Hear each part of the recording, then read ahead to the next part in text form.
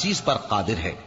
वो जिसे चाहे अजाब दे और जिस पर चाहे रहम करे, और उसी की तरफ तुम लौटाए जाओगे। और तुम उसको न जमीन में आजिज कर सकते हो न आसमान में, और न अल्लाह के सिवा तुम्हारा कोई दोस्त है और न मददगार।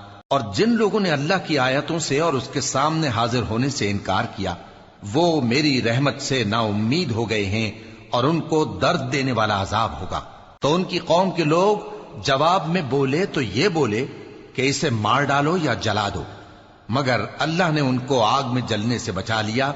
जो लोग ईमान रखते हैं उनके लिए इसमें निशानियां हैं। और इब्राहिम ने कहा कि तुम जो अल्लाह को छोड़कर बुतों को ले बैठे हो, तो दुनिया की जिंदगी में बाहम दोस्ती के लिए, मगर फिर क़यामत के दिन एक दूसरे की दोस्ती से इनकार कर दोगे और एक दूसरे पर लानत भेजोगे, और तुम्हारा ठिकाना दोज़ख होगा और कोई तुम्हारा मददगार न होगा। बस उन पर एक